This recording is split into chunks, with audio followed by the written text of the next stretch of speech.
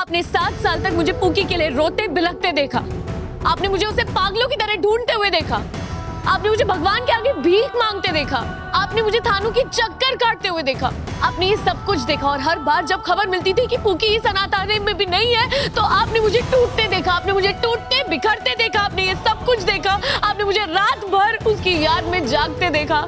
आपने मुझे खुद को कोसते देखा, इस कांस्टेंट डर में जीते देखा कि कहीं मैं फिर से वैसी कोई गलती ना कर दूं जैसी मैंने उस दिन की थी जब मैंने पूकी को खोया था। आपने ये सब देखा, लेकिन फिर भी अरमान को देखते ही अब सब भूल गए।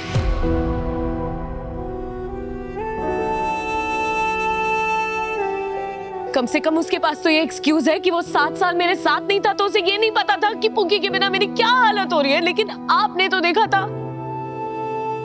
आपको तो पता था कि मैं जिंदा लाश बन गई थी अपनी बेटी के बिना। फिर भी आपने मुझे सच नहीं बताया,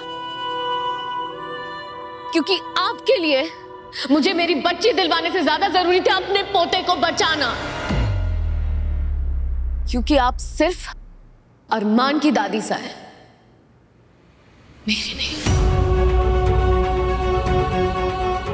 फिर तो हमें तुम्हारे घर में रहने का भी कोई हक नहीं।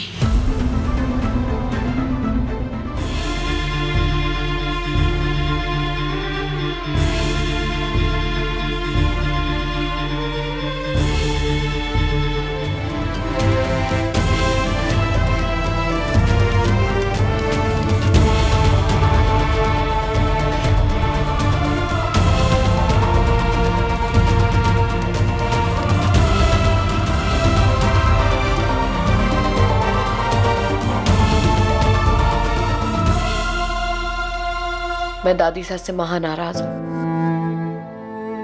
लेकिन इस एज में वो अकेली नहीं रह पाएंगी मां।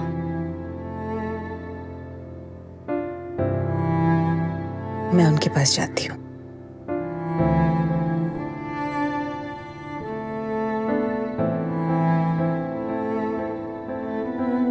मुझे पता है कि आपको अपने पापा के साथ ही रहना था, लेकिन मैं भी आपको खुश रखने की पूरी कोशिश करूंगी। मैं भी प्लीज मुझे एक चांस दे दो। ले लो, पर सैड मत हो। आप स्माइल कर दो, मेरी सैडनेस चली जाएगी। अभी स्माइल नहीं आ रही है, पापा पे एंगर आ रहा है। मैंने उनसे कहा कि आके हमारे साथ रहे, वो आए नहीं, मुझे बाय बाय भी नहीं किया। Bad, very bad.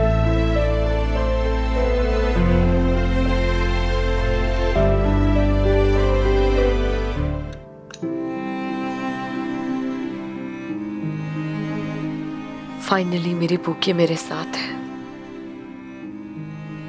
पर सिर्फ इसलिए क्योंकि वो इस वक्त अरमान से अपसेट है। वरना ये यहाँ क्यों आती?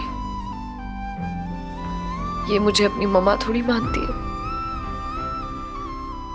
अगर अरमान ने इसे बोल बोल कर मेरे पास नहीं भेजा होता तो ये मेरे साथ कभी नहीं आती।